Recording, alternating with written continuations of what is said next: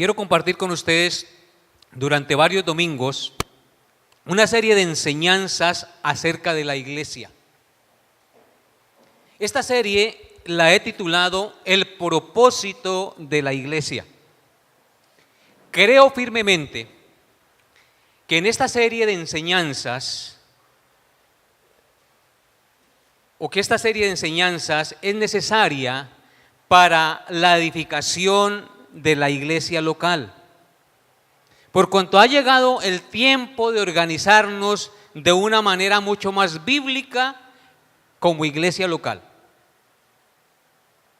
No quiero decir con esto que no estemos organizados bíblicamente, porque gracias a Dios, hasta el día de hoy hemos funcionado organizadamente y la Biblia nos ha sido expuesta y ha sido nuestro fundamento. Y el nombre de Jesucristo ha sido exaltado y magnificado en medio de nosotros como iglesia local. Por lo tanto, mis hermanos, como pastor, estoy convencido que la iglesia local Lluvias de Gracia puede mejorar en muchos aspectos. Y como puede mejorar en muchos aspectos, esto lo hace para la gloria y la honra de nuestro Señor Jesucristo, el cual es la cabeza de la iglesia. Pero para esto, ustedes deben saber que la iglesia tiene un objetivo. Debemos saber cuál es el objetivo de la iglesia, cuáles son sus responsabilidades como iglesia, cómo debe ser su gobierno, etcétera. Vamos entonces a mirar a través de estos estudios y de estas predicaciones cómo debemos ser o cuál es el propósito de la iglesia de Dios sobre la tierra. La predicación la he titulado 8 verdades acerca de la iglesia. 8 verdades acerca de la iglesia. Son verdades fundamentales para un correcto entendimiento del funcionamiento y propósito de la iglesia en este mundo. Porque si nosotros nos congregamos como iglesia, debemos saber cuál es nuestro propósito de congregarnos como iglesia, de llamarnos siervos de Dios, de llamarnos miembros de una iglesia local. Debemos saber cuál es nuestro propósito. Sin la comprensión del propósito de la iglesia en este mundo y sin la aceptación de estas verdades, es imposible que cumplamos la voluntad de Dios manifestada en su palabra para su pueblo. Por lo tanto, veamos esta primera verdad. Cristo es el Salvador de la iglesia. Primera verdad, Cristo es el Salvador de la iglesia. Ah, pastor, esto yo lo sé. Sí, yo sé que usted lo sabe, pero no está de más que se lo recuerde y que lo veamos de una manera diferente. La palabra iglesia viene del griego eclesia con doble K. Y la palabra eclesia del griego significa o traduce los llamados a salir fuera.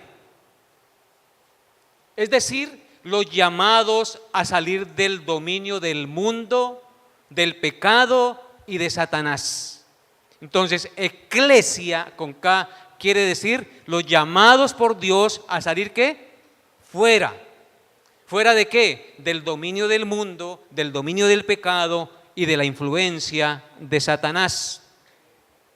Israel es prototipo de la iglesia. Fue llamado y rescatado por Dios de la esclavitud de Faraón en Egipto. Ustedes conocen la historia cómo Dios rescató a su pueblo de la esclavitud de Faraón y de los dioses de Egipto y del pecado de Egipto. Israel es prototipo de la iglesia. La iglesia está compuesta, óigalo bien, la iglesia está compuesta por todos los que se han arrepentido y han nacido de nuevo, porque han lavado sus ropas y las han emblanquecido en la sangre del Cordero. Es decir, que la iglesia está compuesta por todos aquellos verdaderos creyentes en Cristo Jesús que se han arrepentido y por ende han nacido de nuevo, son nuevas criaturas, porque sus pecados han sido lavados en el sacrificio de Cristo en la cruz. Por eso, la primera verdad que debemos estudiar en esta mañana es que Cristo es el Salvador de la iglesia. Veamos lo que dice la palabra de Dios en Lucas capítulo 2. Lucas capítulo 2, versículos 10 al 11. Dice así Lucas 2 del 10 al 11. Pero el ángel les dijo: no temáis, porque he aquí os doy nuevas de gran gozo, que será para todo el pueblo, que os ha nacido hoy en la ciudad de David un ¿qué? Un Salvador, que es Cristo el Señor. Hermanos, Cristo nació en este mundo para salvar a la iglesia. ¿Salvarla de qué? De la condenación del infierno, salvarla de la influencia de Satanás y salvarla de la culpa del pecado. Por eso cuando los ángeles se le aparecen a estos pastores, ellos estaban asustados, pero él les dice: no temáis, porque os doy nuevas de gran gozo. Es decir, les doy las buenas nuevas, las noticias más maravillosas les vengo a traer, que os será para todo el pueblo. ¿Para quién era la noticia? Para todo el pueblo de Dios, que os ha nacido hoy. Hace 2000 años nació allá en Israel, en la ciudad de David, un Salvador. ¿Cuál es la ciudad de David? Belén, muy bien. En la ciudad de David, un Salvador, que es Cristo el Señor. Cristo es el Salvador de la iglesia. Amén.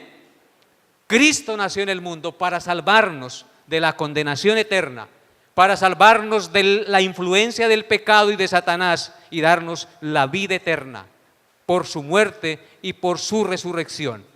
Ahora vaya conmigo a Efesios capítulo 5 y sigamos viendo los textos bíblicos que nos muestran a Cristo como el Salvador de la iglesia. Efesios 5, 25 al 27. ¿Listos? Efesios 5, 25 al 27. Dice así: maridos, amad a vuestras mujeres. ¿Qué deben hacer los maridos? Maridos, ¿qué deben hacer? Amar a vuestras mujeres, así como Cristo amó a la iglesia y se entregó a sí mismo por ella. ¿Qué hizo Cristo por su iglesia? La amó, y como la amó, se entregó, es decir, dio su vida por ella. Por lo tanto, Él es el Salvador de la iglesia. Amén. Y por ser el Salvador de la iglesia se convierte en el esposo de la iglesia. Qué buena noticia, ¿no les parece? Ahora, ¿para qué la salvó? ¿Para qué se entregó por ella? Versículo 26. Para santificarla, habiéndola purificado en el lavamiento del agua por la palabra, a fin de presentársela a sí mismo una iglesia gloriosa, que no tuviese mancha ni arruga ni cosa semejante, sino que fuese ¿qué? Santa y sin mancha. ¿Para qué se entregó Cristo por su iglesia? Para hacer de la iglesia una iglesia santa y sin mancha, es decir, para santificarla. La iglesia está compuesta por hombres y mujeres pecadores, Pero cuando Cristo nos llama y nos saca del mundo, Él nos santifica y nos lleva a ser una iglesia santa y sin mancha. Nos purifica y día tras día Él nos limpia y renueva nuestro entendimiento y nuestra conducta para que le honremos y le glorifiquemos como es digno del Señor. Amén. Entonces Cristo es el Salvador de la iglesia porque Él dio su vida por la iglesia. Y de esa manera la Biblia nos dice que los maridos debemos amar a nuestras mujeres, estar dispuestos a dar aún nuestra vida por ellas. Y si no damos la vida, debemos estar dispuestos a vivir para que las mujeres sean también santas y sin mancha. El marido debe encargarse de santificar a su esposa. Amén. Hechos capítulo 5, versículos 30 al 31. Hechos capítulo 5, versículos 30 al 31. El Dios, Hechos 5, 30 al 31, el Dios de nuestros padres levantó a Jesús, a quien vosotros matasteis colgándole en un madero. A este que ustedes mataron colgándole en un madero, Dios ha exaltado con su diestra. ¿Por qué? Por príncipe y salvador, para dar a Israel arrepentimiento y perdón de pecados. ¿Para qué fue levantado Cristo? Para dar arrepentimiento y perdón de pecados. Pero Cristo, nos dice el texto, que fue exaltado con su diestra en primer lugar por príncipe y salvador. Por lo tanto, Cristo es el príncipe y el salvador de la iglesia, que da a su iglesia arrepentimiento y perdón de pecados. Esta primera verdad tiene que estar bien fundamentada y cimentada en nuestro corazón. Cristo, el Salvador de la iglesia. Y si es el Salvador de la iglesia, significa que la iglesia estaba ¿cómo? Condenada, perdida. No era una iglesia buena, era una iglesia llena de pecado, pero aún así Cristo la salvó, dio su vida por ella. Amén. Ahora vamos a Primera de Timoteo, capítulo 1. Primera de Timoteo, capítulo 1, versículos 15 al 16. Primera de Timoteo 1, 15 al 16. Dice así: palabra fiel y digna de ser recibida por todos, que Cristo Jesús vino al mundo, ¿para qué? Para salvar a los pecadores, de los cuales yo soy el primero. ¿A qué vino Cristo? A salvar a los pecadores. Y cuando dice a los pecadores, hace referencia a la iglesia. Por lo tanto, la iglesia está compuesta de hombres pecadores que han cubierto sus pecados y los han emblanquecido en la sangre del Cordero. Verso 16: pero por esto fui recibido a misericordia, para que Jesucristo mostrase en mí el primero toda su clemencia, para ejemplo de los que habrían de creer en Él para vida eterna. Pablo se pone como ejemplo, como el primero de los pecadores, para todos los que después habrían de creer en Cristo para vida eterna. Un hombre que persiguió la iglesia, un hombre que sacaba a los cristianos y los arrastraba y los metía a la cárcel y se complacía en la muerte de ellos, Dios lo tomó y lo sacó de ese mundo para venir a ser un siervo útil y fundamental en la edificación de la iglesia. De tal manera que Dios también puede hacer eso con el más pecador de los hombres, sacarlo del mundo y transformarlo para la obra y el servicio de Él. Y por último, miremos Hechos capítulo 4, versículos 11 y 12. Hechos capítulo 4, versículos 11 y 12. Dice así la palabra de Dios: en el versículo 11 dice: este Jesús es la piedra reprobada por vosotros los edificadores, la cual ha venido a ser cabeza del ángulo. Y escuchen lo que dice el 12: y en ningún otro hay salvación, porque no hay otro nombre bajo el cielo dado a los hombres en que podamos ser salvos.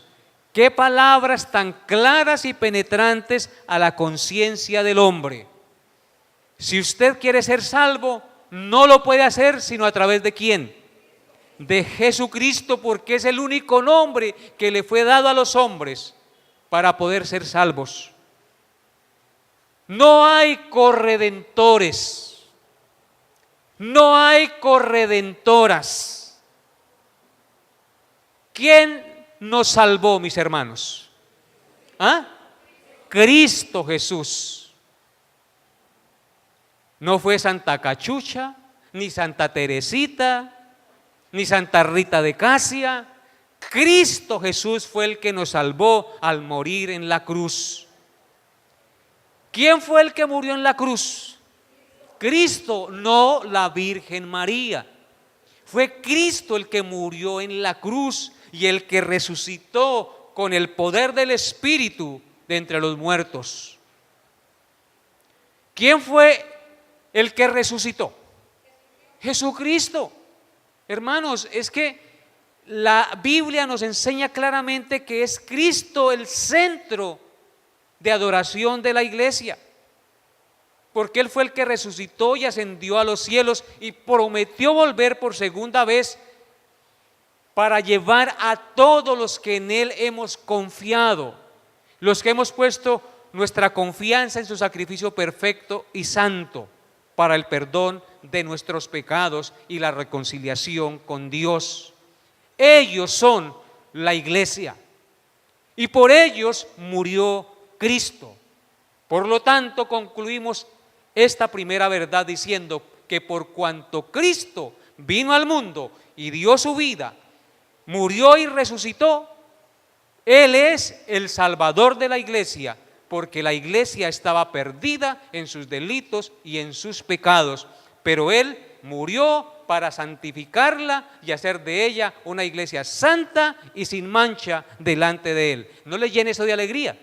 Saber que usted es parte de esos que Dios ha escogido y por los cuales ha entregado su vida para llevarlos a la patria celestial y hacer de ellos hombres y mujeres santas y perfectas que adoren al Señor por la eternidad. ¿No le llena eso de alegría? Estas son verdades fundamentales que debemos tener claras en nuestra mente y en nuestro corazón.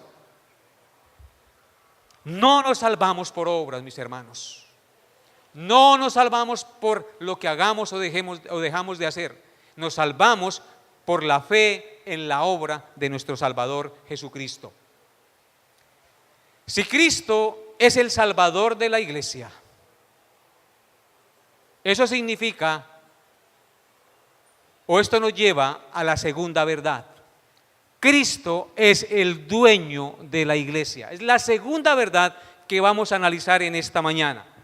Si Cristo es el Salvador de la iglesia, esto significa que Cristo es el dueño de la iglesia. Para salvar a la iglesia, Cristo tuvo que comprarla a precio de sangre. Él dio su vida para poder rescatarla del pecado y de la esclavitud de Satanás y de la influencia del mundo. Esto nos indica entonces que por cuanto Él la compró dando su vida, Él se constituye en el dueño y Señor de la iglesia. Hechos 20, versículo 28, por favor. Hechos 20, versículo 28.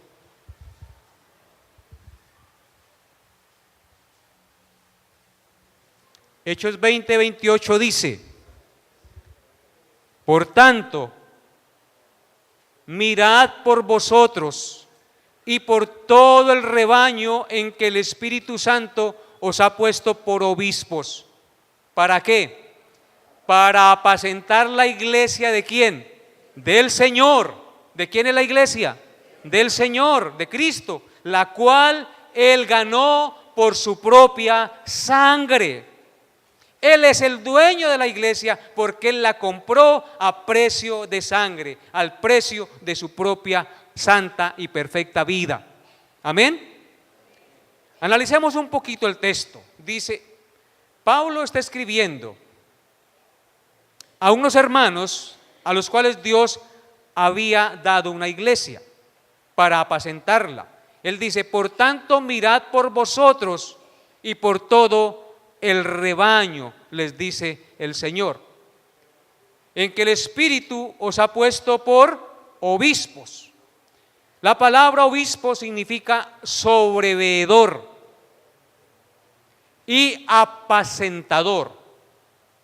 También significa pastor, también significa anciano. Los pastores no están para dar a las ovejas lo que les gusta escuchar. A los niños no les gusta la comida sana, ¿cierto? A los niños les gusta la Coca-Cola, los perros calientes y la pizza. Si usted pone un plato de sopa o un plato de verduras y le dice, ¿qué quiere? ¿Platico de verduras o quiere Coca-Cola con pizza? ¿El muchacho qué va a querer? Así como no, las verduras, la Coca-Cola y la pizza, ¿cierto? O el perro caliente. Ellos no quieren comer la comida sana. También nosotros como pastores estamos, y como padres nosotros somos responsables de dar a nuestros hijos buena alimentación, ¿sí o no? Para que no enfermen, para que crezcan sanos y fuertes. También como pastores, como sobreveedores, como obispos, tenemos la responsabilidad de Dios de dar a la congregación buena alimentación, sana alimentación, sana doctrina. Lamentablemente, a la mayoría de la gente no les gusta la sana doctrina, porque implica estudiar la Biblia, porque implica orar, porque implica sacar tiempo.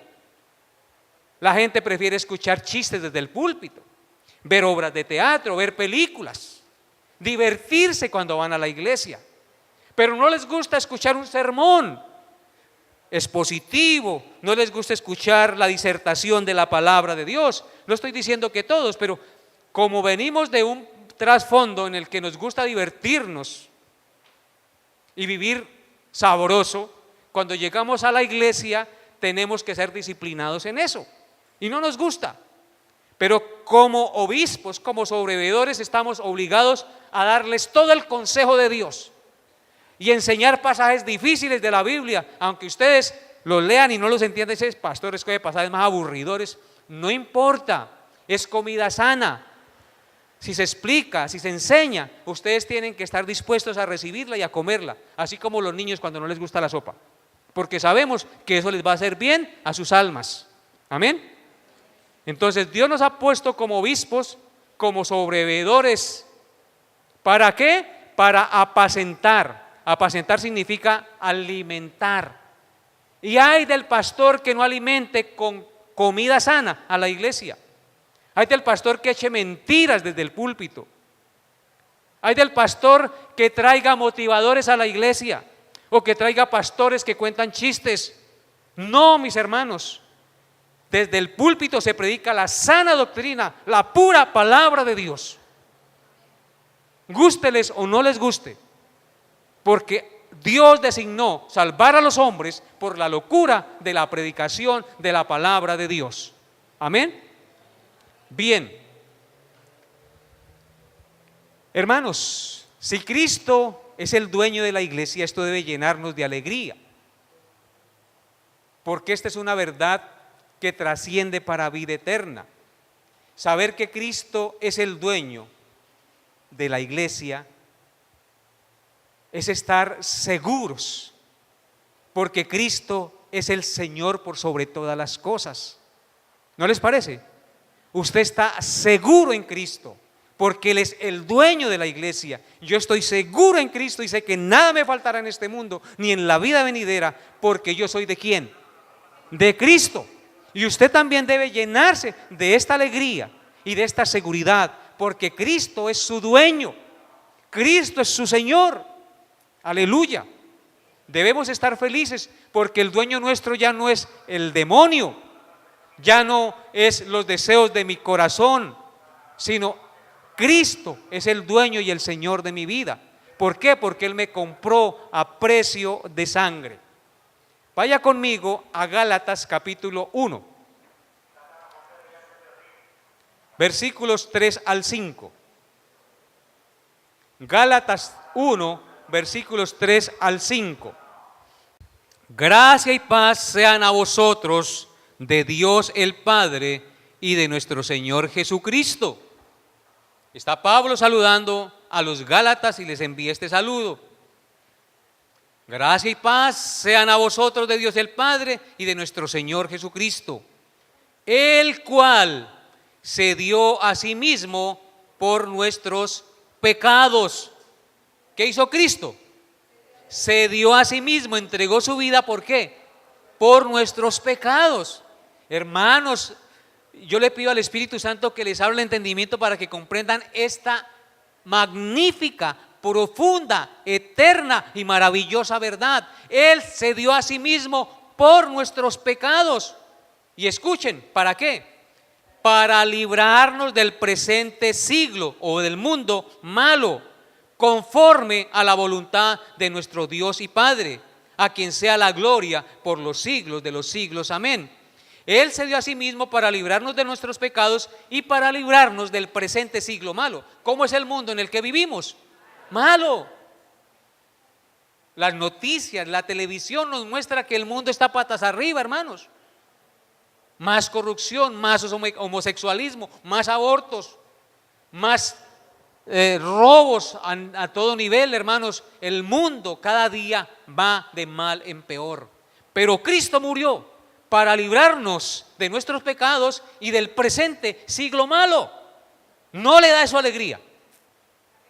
Él es nuestro dueño y nos protege en este mundo. Bendito sea nuestro Señor Jesucristo. Él es el dueño de la iglesia. Amén. Porque Él es el Salvador de la iglesia. Aleluya. Primera de Corintios, capítulo 6, versículo 20. Dice así, Primera de Corintios, capítulo 6, verso 20. Porque habéis sido comprados por precio. ¿Qué fuimos? Comprados por precio. ¿Cuál debe ser nuestra responsabilidad? Glorificad pues a Dios en vuestro cuerpo y en vuestro espíritu, los cuales son ¿de quién? De Dios. ¿De quién somos? ¿Pero por qué? ¿Por qué somos de Dios? Porque fuimos comprados por precio, el precio de la sangre de nuestro Señor Jesucristo. Aleluya. Usted y yo no nos pertenecemos a nosotros mismos. Usted y yo tenemos un dueño que dio su vida para comprarnos, y nuestra obligación y nuestro deber es glorificar a Dios en nuestro cuerpo y en nuestro espíritu. Nosotros somos cuerpo y ¿qué? Y espíritu, y nuestro deber es glorificar a Dios en esas dos entidades que son inseparables, ¿sí o no? Y si honro a Dios en el espíritu, tengo que honrarlo en mi cuerpo. ¿Por qué? Porque Él es mi dueño, porque Él es mi Salvador. Amén. Algunos pastores se creen dueños de la iglesia. La iglesia del pastor Mauricio. ¿Cuál pastor Mauricio? ¿Qué iglesia? Él no es el dueño de la iglesia. Nosotros los pastores fuimos puestos como obispos o como sobreveedores. Estamos para alimentarles. Estamos para enseñarles. Estamos para corregirles, estamos para aconsejarles, pero también estamos para disciplinarles. Pero no porque al pastor le venga en gana, sino si violan los principios de la palabra de Dios. Amén. Bien, miremos lo que dice Primera de Pedro, capítulo 1. No, Primera de Pedro 5. Primera de Pedro 5, versículos 1 al 4. Primera de Pedro 5, del 1 al 4. Dice la palabra de Dios: ruego a los ancianos que están entre vosotros. Está Pablo hablando a la iglesia y le está encomendando a los ancianos. Ruego a los ancianos que están entre vosotros, yo anciano también con ellos. Fíjense que Pedro no decía yo el Papa, ¿sí? Sino yo anciano también con ellos y testigo de los padecimientos de Cristo, que soy también participante de la gloria que será revelada. Apacentad la grey de Dios, le dice Pedro a los ancianos. Apacentad, es decir, alimentad la grey. ¿Quién es la grey? La iglesia, la grey de Dios que está entre vosotros, cuidando de ella no por fuerza. Yo no estoy aquí por fuerza, yo estoy aquí porque voluntariamente el Señor puso en mi corazón apacentarles como pastor. Apacentar la grey de Dios que está entre vosotros, cuidando de ella no por fuerza, sino voluntariamente, no por ganancia deshonesta, no por sacarle la plata, ni por hacerme rico con ustedes, sino con ánimo pronto, no como teniendo señorío sobre los que están a vuestro cuidado, sino siendo ¿qué? Ejemplos de la grey. ¿Qué debe ser un pastor para su iglesia? Ejemplo de la grey. La familia del pastor también debe ser ejemplo. Yo ruego a Dios todos los días que guarde mis hijos, que guarde mi esposa. Y es su responsabilidad como iglesia orar por mi familia. Porque si el pastor cae, la iglesia se dispersa, hermanos. Sufre. Y el enemigo está con los ojos puestos a ver qué mal puede hacer a la congregación. Y dice, y cuando aparezca, versículo 4, el príncipe de los pastores. ¿Quién es el príncipe de los pastores? Cristo. Vosotros, pastores, recibiréis la corona incorruptible de gloria. Y eso es lo que me motiva a ser pastor. Porque un día recibiré del príncipe la corona de gloria por haber cumplido fielmente mi responsabilidad como pastor. Como pastor tengo unas obligaciones, unas responsabilidades con ustedes. Pero ustedes también tienen unas obligaciones para con la iglesia y para con el pastor. Así es que cada uno dará cuenta a Dios de sus responsabilidades que tuvo que cumplir como iglesia. Entonces, mis hermanos, la grey es de Cristo. ¿Y por qué es de Cristo? Porque Él la compró con su sangre y Él la salvó del pecado, la salvó de la influencia de Satanás y le dio la vida eterna. Bien, pasemos entonces a mirar la tercera verdad. La tercera verdad es que Cristo es la cabeza de la iglesia. Y esto es lógico. Si Cristo es el Salvador de la iglesia y el dueño de la iglesia, entonces Él se constituye en la cabeza de la iglesia. ¿Quién es la cabeza de la iglesia, mis hermanos? ¿A dónde? ¿En el cielo y a dónde? Y en la tierra. ¿Quién se llama cabeza de la iglesia aquí en la tierra? El Papa. Cristo es la cabeza de la iglesia. Noten lo que dice Colosenses 1, versículos 18 al 19. Colosenses 1, 18 al 19. Dice así, yo quiero que vayan todos allá. Colosenses 1, 18 al 19, perdón. Y Él es la cabeza del cuerpo que es la iglesia. ¿Quién es la cabeza del cuerpo que es la iglesia? Cristo. El que es el principio, el primogénito entre los muertos, para que en todo tenga la preeminencia, por cuanto agradó al Padre que en Él habitase toda la plenitud.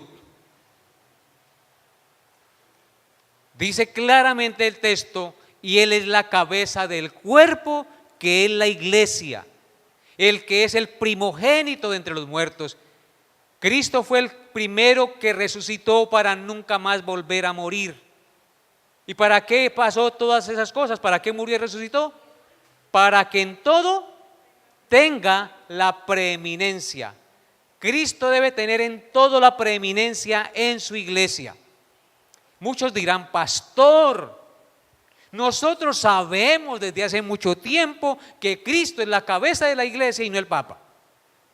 Pero yo les digo, qué bueno que lo sepan, mis hermanos, que Cristo es la cabeza de la iglesia.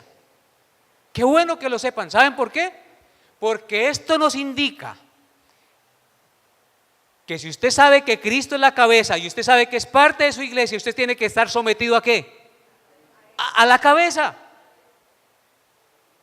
No basta con saber que Cristo es la cabeza de la iglesia.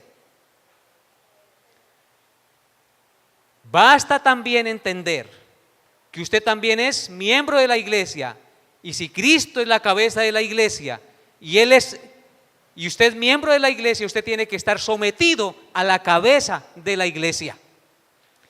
La palabra cabeza viene de la palabra griega kefale.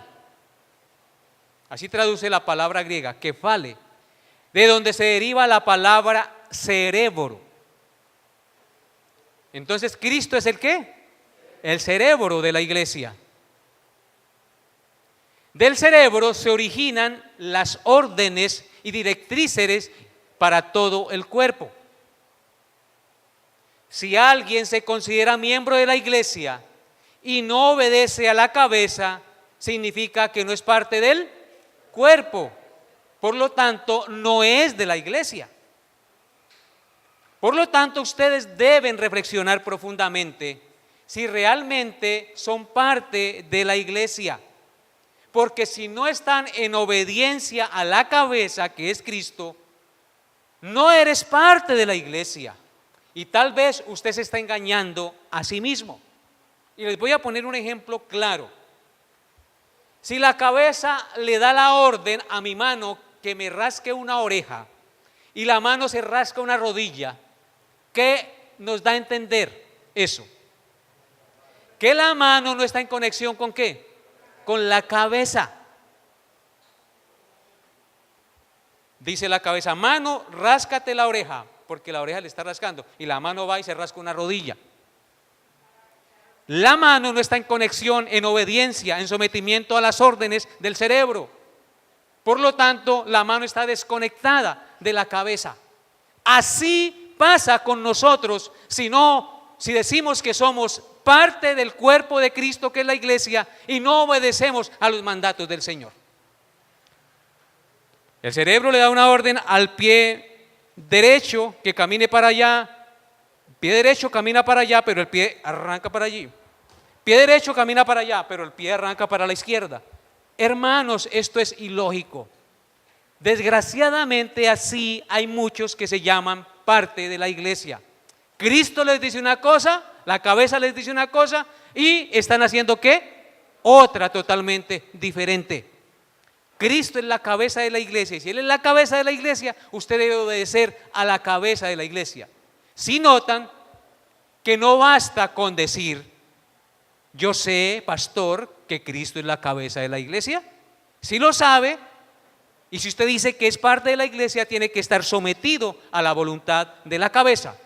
De lo contrario, no está en conexión con la cabeza y por lo tanto no eres miembro de la iglesia. Esta es una verdad fundamental para poder funcionar como iglesia. Amén. Si Cristo es el Salvador de la iglesia, el dueño de la iglesia y la cabeza de la iglesia, entonces esto nos lleva a la verdad número 4.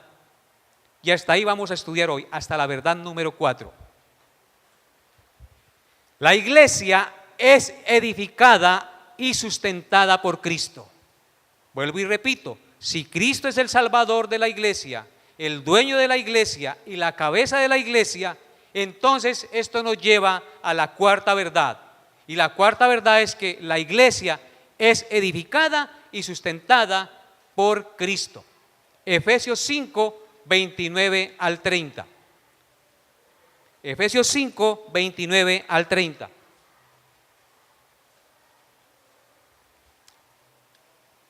Dice así: porque nadie aborreció jamás su propia carne, sino que la sustenta y la cuida, como también Cristo a la iglesia, porque somos miembros de su cuerpo, de su carne y de sus huesos. ¿Escucharon eso, hermanos? ¿Leyeron eso? Noten lo que dice: porque nadie aborreció jamás su propia carne. Usted no coge un cuchillo y se pega chuzones al cuerpo porque usted no quiere hacerse daño a sí mismo. Nadie aborreció jamás su propia carne, sino que la sustenta y la cuida. Usted más bien procura afeitarse, procura bañarse, estar bien arregladito. Cuida y sustenta su cuerpo. Como también Cristo cuida y sustenta ¿a quién? A la iglesia. ¿Y por qué razón nos cuida y nos sustenta? Porque somos miembros de su cuerpo, de su carne y de sus huesos. Pablo utiliza la figura del cuerpo humano para mostrar a la iglesia como un cuerpo que está en unión con Cristo como su cabeza. Amén. Hermanos, la palabra sustentar viene del griego eketrefo, que significa criar a madurez con entrenamiento. De tal manera pues que podemos deducir que la manera en que Cristo cuida y sustenta a su iglesia es como cuando una mamá y un papá crían a sus hijos y lo llevan a la madurez, pero con entrenamiento, con disciplina. Y eso nos da a entender que cuando Cristo nos toma como pueblo de Él, nos sustenta y nos cuida a través de las pruebas y las dificultades que tenemos que enfrentar. De tal manera que cuando pasamos por pruebas y dificultades, Cristo nos está llevando ¿a qué? A la madurez, a la formación espiritual, y está al mismo tiempo sustentándonos y purificándonos para que seamos una iglesia santa y sin mancha. La manera de sustentarnos Cristo es a través de su bendita palabra. No hay manera, óiganlo bien, no hay manera de sustentarnos, no hay manera de edificarnos, si no es a través del estudio y la meditación de la bendita palabra de Dios. Por eso el apóstol Pablo dijo, y escuchen con atención, en Efesios 2:20 dijo: edificados sobre el fundamento de los apóstoles y profetas. ¿Cómo debemos edificarnos? Sobre el fundamento de los apóstoles y profetas. ¿Dónde está el fundamento de los apóstoles y profetas? En la palabra de Dios. ¿Y quién es el fundamento de los apóstoles y profetas? Cristo el Señor. Dice, edificados sobre el fundamento de los profetas y apóstoles, siendo la principal piedra del ángulo Jesucristo mismo, en quien todo el edificio bien coordinado va creciendo para ser un templo santo en el Señor, en quien vosotros también sois juntamente edificados para morada de Dios en el Espíritu. Entonces, hermanos, nuestra confianza como iglesia siempre debe estar en Cristo. Usted necesita ser fortalecido y sustentado en sus pruebas y en sus dificultades. Caiga de rodillas ante Cristo, porque Él es su Salvador, porque Él es su dueño, porque Él es su sustentador. Amén. Porque Él le compró con su sangre. Venga a los pies del Señor arrepentido. Si tiene problemas y dificultades, Él lo consolará, le fortalecerá y le dará su paz, porque todo aquel que viene a Él, Él no le echa fuera. Que Dios les dé su gracia, que Dios les dé su amor y su correcto entendimiento para ir atesorando estas verdades que hemos venido viendo en este día acerca de la iglesia. Las otras 4, Dios mediante, las veremos el próximo domingo. Coloquémonos en pie y démosle gracias a nuestro Creador. Padre, tú nos has dado a tu Hijo Jesucristo, como Salvador de la iglesia, como dueño de la iglesia, como cabeza de la iglesia y como sustentador y proveedor de su iglesia. En Cristo estamos completos. Él es suficiente para todas las cosas. Señor, yo te pido en el nombre de tu Hijo Jesús, que por el poder de tu Espíritu Santo grabes estas verdades en nuestra mente y corazón. Saber que tú eres nuestro Salvador, que tú nos has librado del dominio del pecado, de la esclavitud de Satanás, de la influencia del mundo. Y lo hiciste comprándonos a precio de sangre, dando tu vida por nosotros en la cruz del Calvario, muriendo y resucitando para darnos esperanza de vida eterna. Y te constituiste en la cabeza de la iglesia, donde todo el cuerpo bien coordinado, que se ayudan por las coyunturas, cada miembro va creciendo en amor y se va edificando. Si tú eres nuestra cabeza, Señor, danos la gracia de obedecer tus mandatos. Que si tú nos das una orden, como cabeza la obedezcamos y andemos en pos de ti como miembros del cuerpo de Cristo. Gracias, Cristo amado, por ser nuestro Señor y Salvador. Pero gracias también por ser nuestro sustentador y proveedor. Tú eres quien consuela al enfermo. Tú eres quien da paz y perdona al pecador. Tú eres quien nos ayuda en nuestras luchas y dificultades diarias. Tú eres quien prometió estar todos los días de nuestra vida con nosotros hasta el fin del mundo. Tú eres nuestro Dios y Salvador. A ti la gloria y la honra, bendito Jesús. Manifiéstate en nuestra vida cada día y concédenos ser obedientes hasta la muerte a tus mandatos. Y no permitas que nuestra fe mengüe, sino que cada día se fortalezca para vivir de acuerdo a tu voluntad. Te lo pedimos, mi buen Dios, en el nombre de nuestro Señor Jesucristo, con acción de gracias. Amén y amén.